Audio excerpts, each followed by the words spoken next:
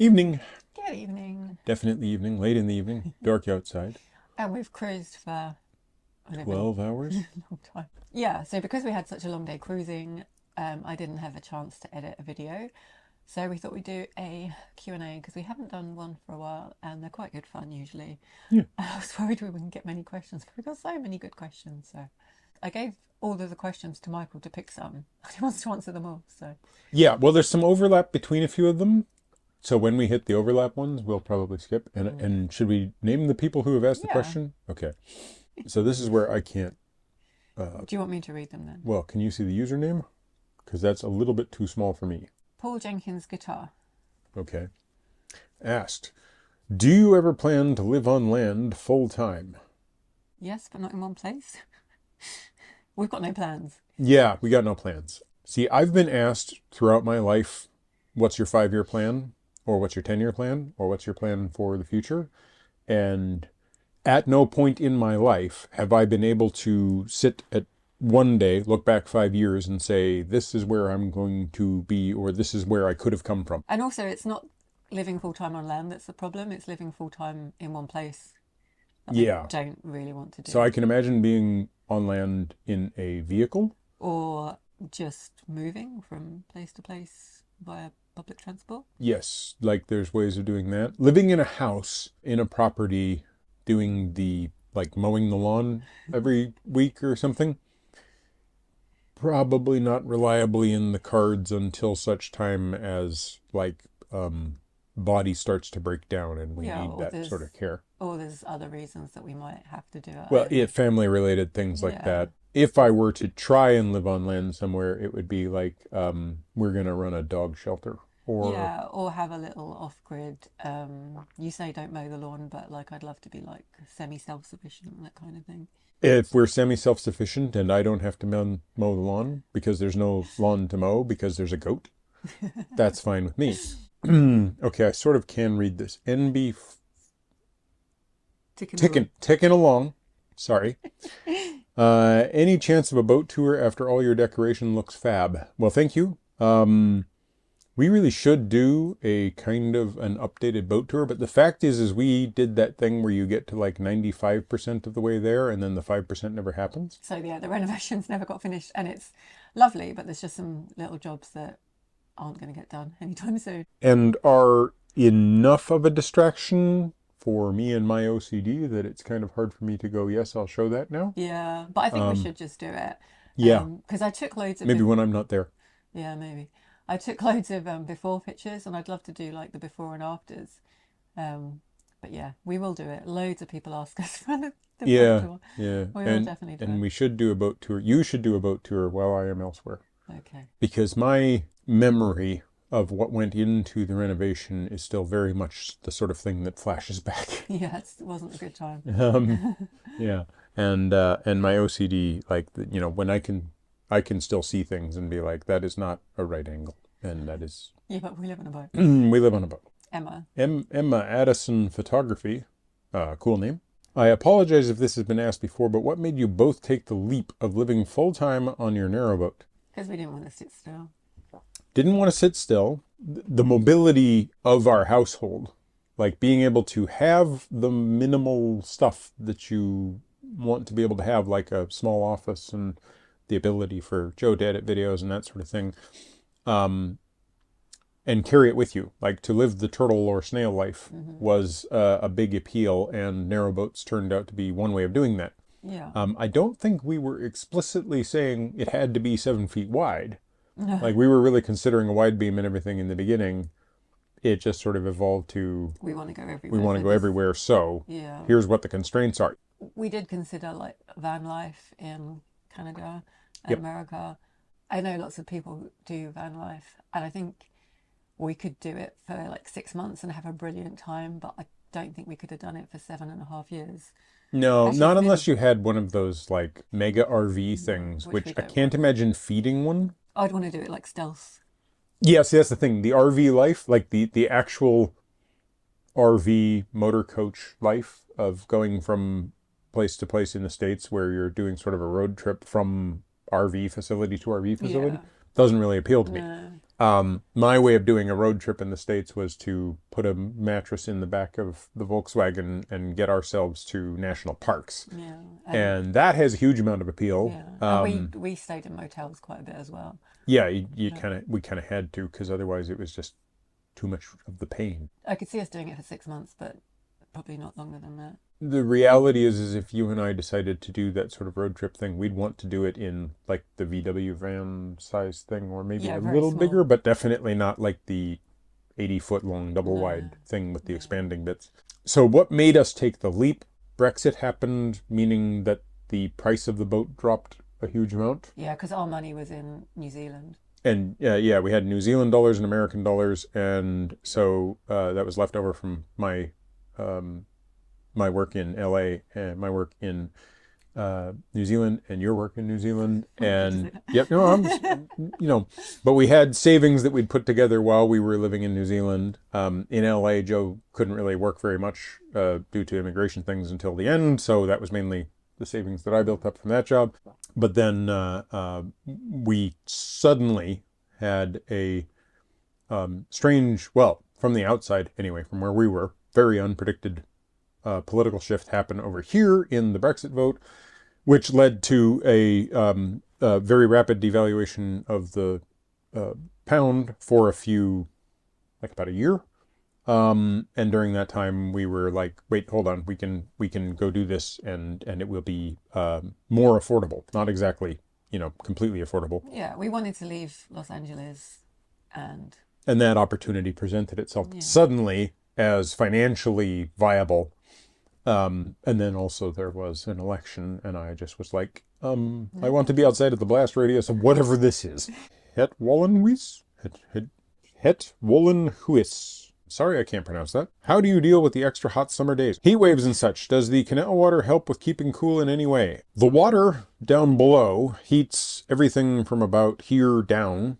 do you mean cools? Cools everything from about here down to the temperature of the water.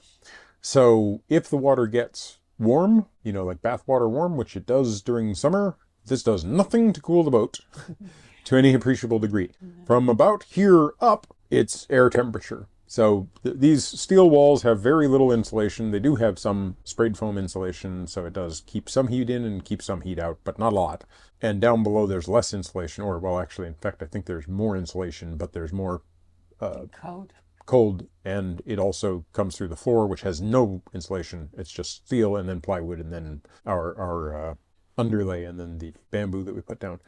So fundamentally, yes, the water does cool down the floor, but heat rises, and this bit is ridiculously uncomfortable on days in which the ceiling and roof have been heated by the sun. Yeah, and we've got a dark coloured boat. I think lighter boats do slightly better, and we sometimes will, if it's really hot, we'll like wet the top of the boat. We'll Yeah, put canal water up there, and which does help a lot. But mainly we deal with it by having the front and back open and fans turned on, and we sit under those fans and try and keep our dog wet. yeah, because when there's that much sunshine, we've got lots of solar power, so the fans can run. Yeah, yeah. Luckily, 2 to 3 days a year Yeah, it doesn't happen. is the point at which those really happen. Untraining ultra runner. Well, that's a nice. Untraining ultra runner. I am the opposite of training for this. Currently binge watching your videos from the start up to around 135th vlog. Wow. Oh, you've got a lot to go. Yeah, but also Thank you. thank you and keep going. Still playing catch up. What brought you to the UK to cruise and live on board Perseverance for recent years?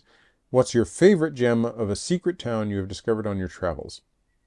Well, what brought us to the UK to cruise and live on board, I think we covered just a few minutes ago. Yeah, and we've also done another video where we talked about it a lot more, so I'll link that below as well. What's your favorite gem of a secret town you've discovered on your travels? Man, there's a lot of weird little ones. Like there's Saltaire, I really liked. We didn't stay long. No, well, we Oh. couldn't because of the, Oh, it was also pandemic. yeah, but just walking around it, that was quite nice. Yeah. That was That's a really interesting laid out. But I don't think it's a hidden gem. No, it's known. The cities of England tend to be quite nice once you See- start to discover the weird little That's the thing. Like, we don't like to stay in one place for too long, but when you do stay in one place for a week or 2 weeks, you discover more and you enjoy the the more unusual things you find. Like not the chains, the less known kind of independent coffee shops and The little standalone shops, the places where you meet somebody who's just an interesting character behind the yeah. counter at a But I can't whatever. think of a standout like hidden gem of a town. There's places that I'm always a little bit surprised by. Like Boston is a town that I think is worth a visit. Doesn't get as much press as it should. Yeah, it gets bad press. Same with like Doncaster. I actually kind of get the charm of Doncaster. Yeah. I just think you need to be there earlier in the day before things shut down. Or, there's a lot of places that we've visited throughout the country that I didn't know anything about. Well, like yesterday, Wakefield. I basically just walked through it. And I was walking through it in the evening time, but it had character. I It think you was an can. interesting little place I'd never heard of, never been in other than, sort of passing through it on a canal Yeah.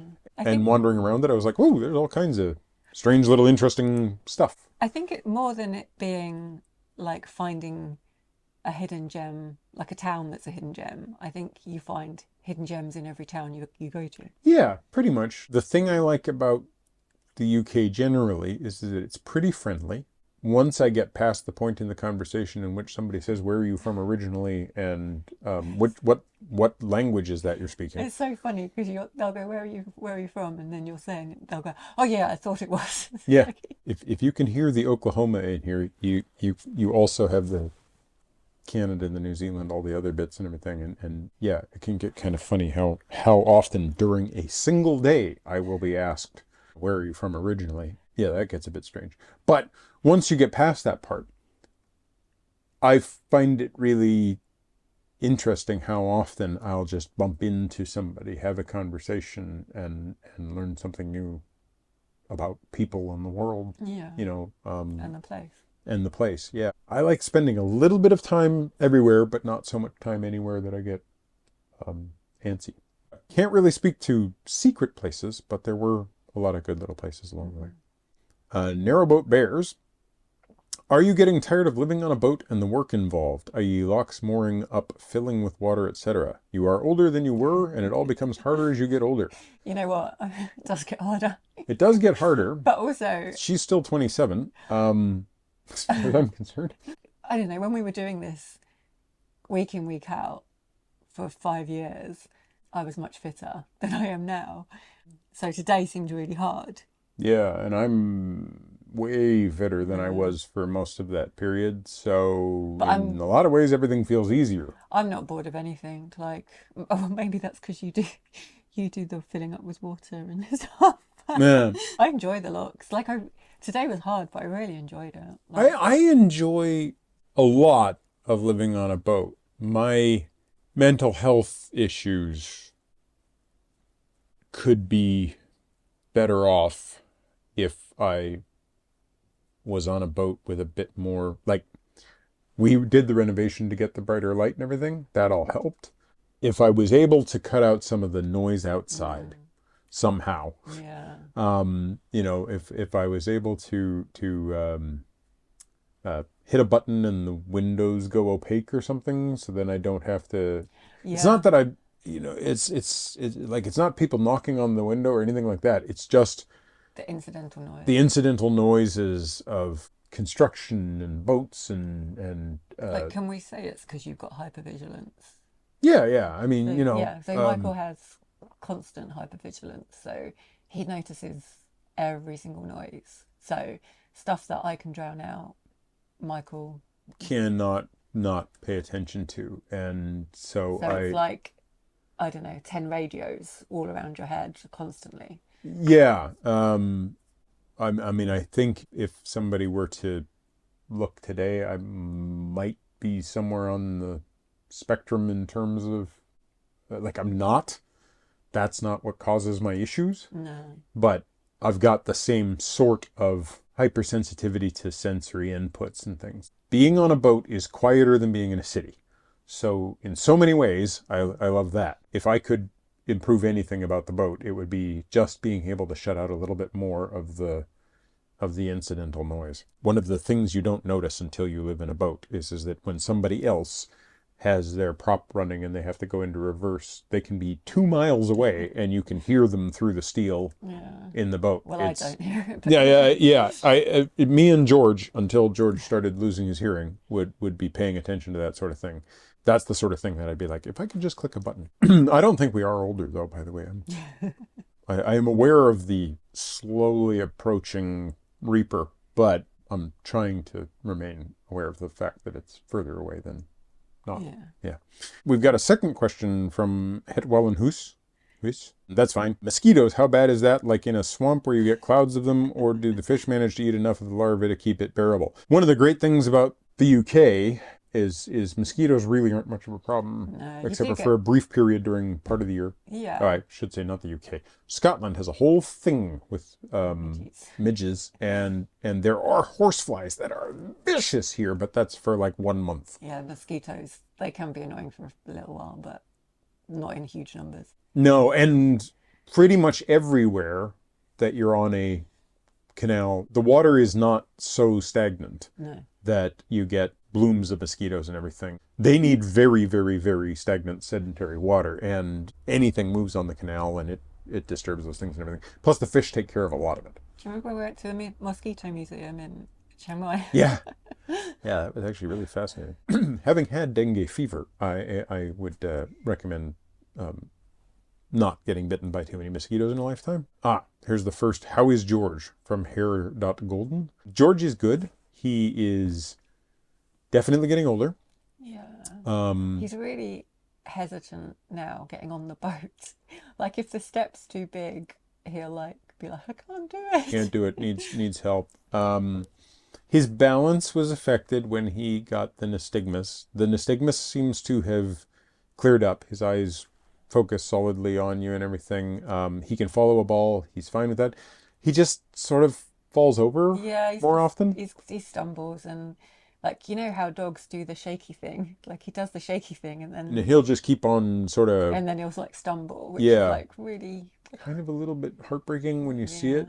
But for the most part, he's 13 years old. He's still very keenly running after balls. Still got his appetite. Still got his appetite. Doesn't want to swim as much as he used to do. When we first brought him home to the boat, he'd chase after ducks. Now he just ignores them. Yeah, which I think largely, he really has lost most of his hearing.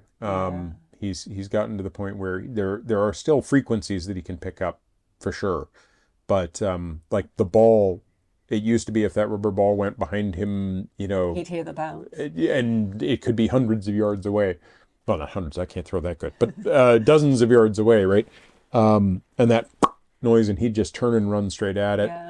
He ignores that now. The fridge door opening. But at the same time, like, people have been lighting off fireworks, and he hasn't been doing his fear and Thunder Buddies thing, which he always did, and it was always so heartbreaking when there was ever fireworks. So strange to not have hearing anymore and not really understand. Yeah, I mean, dogs compensate in some fairly interesting ways for it.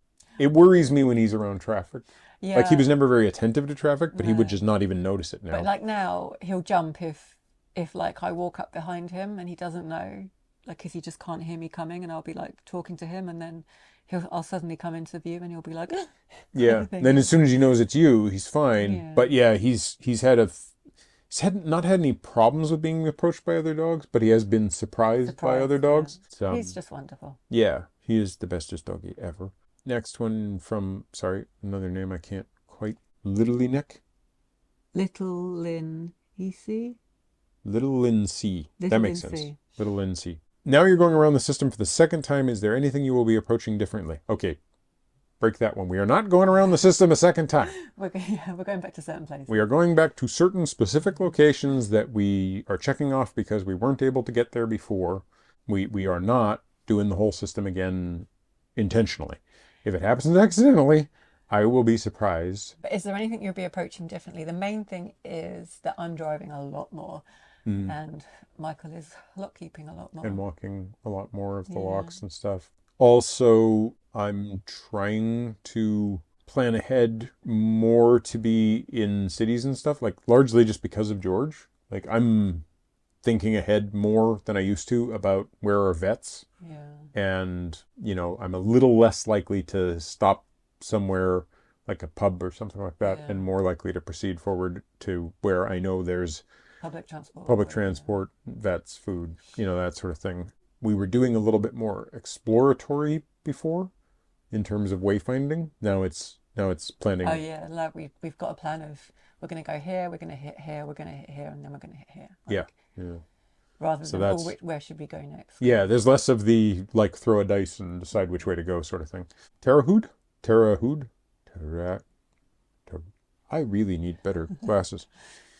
Hi, are you happy with the boat renovation? I think it looks great. Is there anything you would do differently next time you We have been wouldn't do through the it. renovation process? Yeah, we would not do a boat We would renovation. we would sell a boat.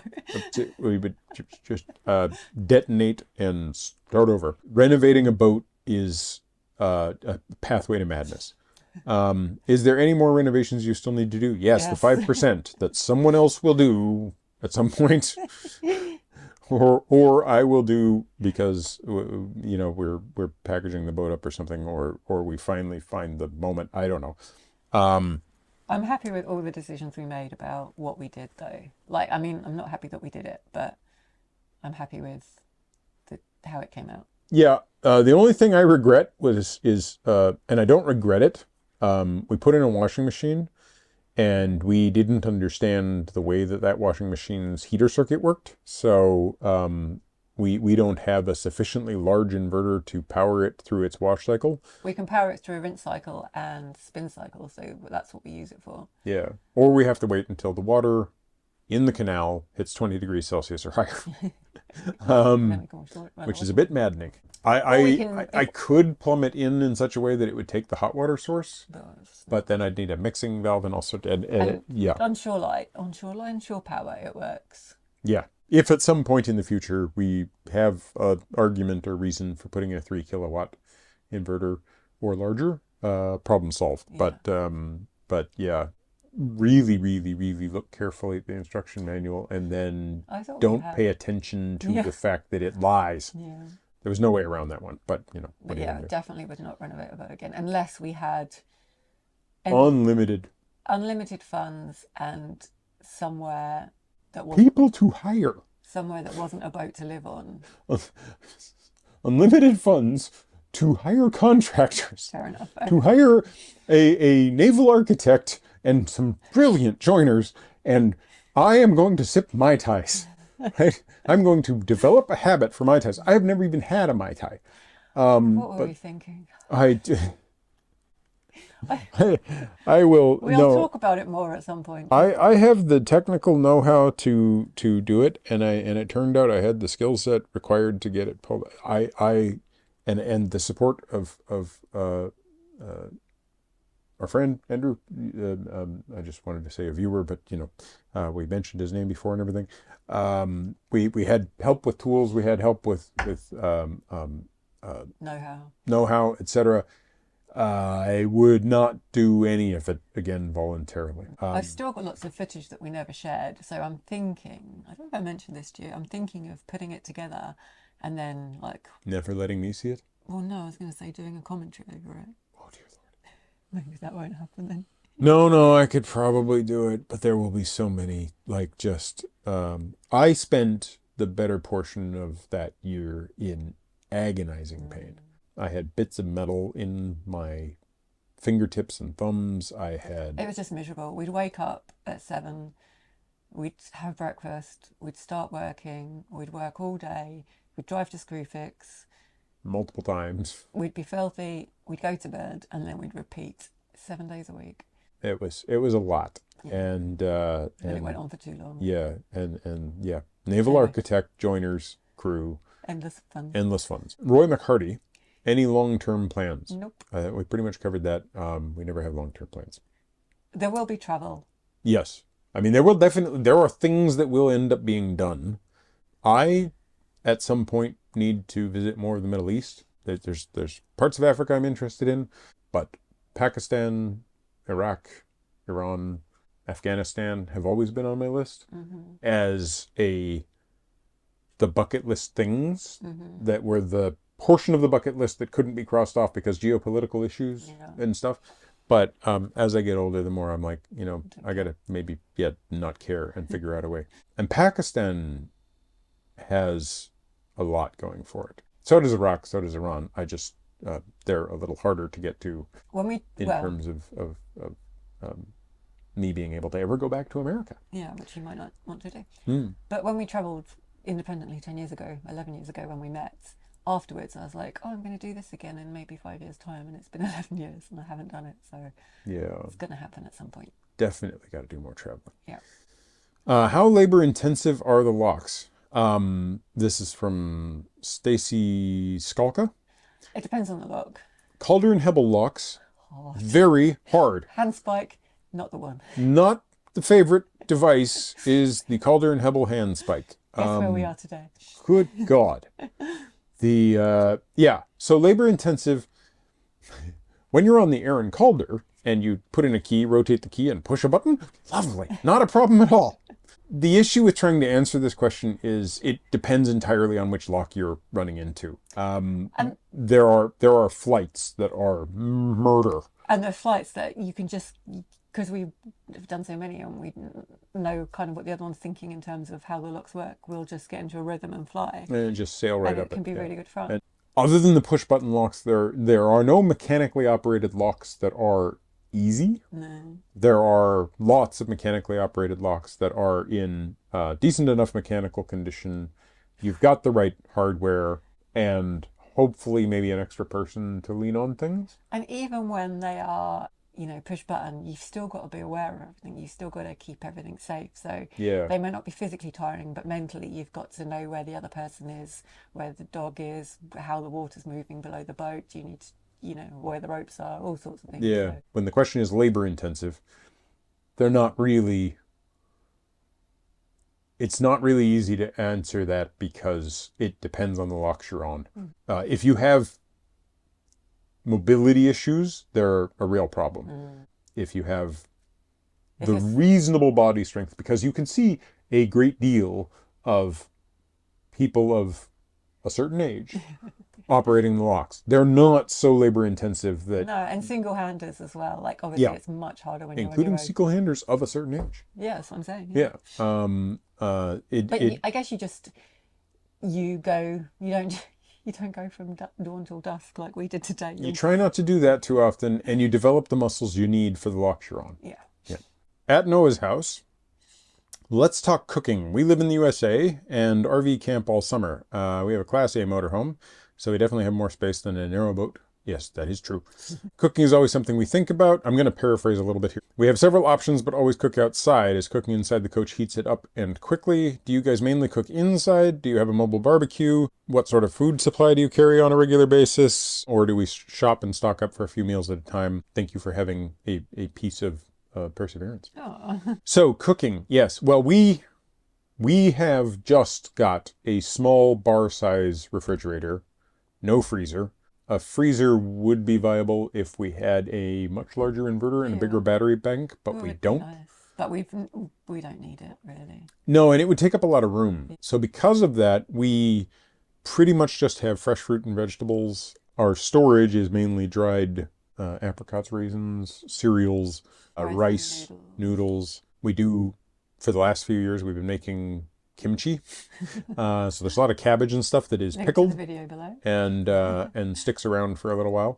But mainly it's sort of every couple of days I'm going out and getting stuff for the next shop. Our cruising pattern, we tend to go from town to town. We don't really do rural moorings that often. When we do the rural moorings, it really is sort of as a stop between towns more than anything else. Lots of people do it a different way. They'll always stay in the rural places and they'll just go to the towns to stock up. And we do see lots of such people using barbecues outside. We've never had a barbecue. Yeah, we don't eat meat, so it doesn't really... Yeah, that's... Translate? That's what you kind of probably cook on a barbecue. I mean, you can cook up kind of things, but it's easier to do it in our small but normal kitchen. We have a gas cooker, which we use for most things. We also have, we haven't done it as much in the last couple of years since I lost weight, but we were doing a lot of slow cooking in a pot that, I'm trying to remember, Dutch oven? Is that what they're called? I don't know. Yeah. Well, anyway, big ceramic pot that would sit on our stove and heat up, and we'd do dals and things like that, stews, soups. We are going to do the rest. I've enjoyed these questions, and I know that there's several more coming up that You want to answer? that I wanted to answer. Some of them do have some redundancy with today, so we'll probably on the next video do sort of a point back to this video. But I think, yeah, this has been fun. I'm enjoying it, so I think we should do a number two. That sounded wrong. Anyway, so yeah, hopefully you enjoyed that, and got some useful answers and everything.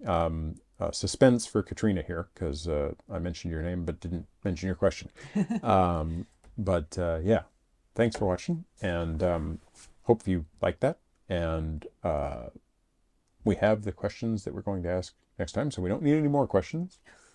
But and yeah, normal cruising videos will get edited in, well, for the next week as well. Yeah, we'll resume as soon as Michael lets me have a day off. Yeah, as soon as we stop resuming so often, which it admittedly isn't really my fault. No, it's not your fault at all. All right, because you were the one that scheduled the thing on the day that I said to schedule. But you told me to. Fair enough. I scheduled it on the 25th. You said, I think we can get there on the 23rd. We can get there on the 23rd. Yeah. Okay, fair enough. Anyway, yeah, thanks for that. Hope you liked the questions. We liked the questions. Hope you liked the answers. And more to come. More to come, except for probably not too much more on renovations. No.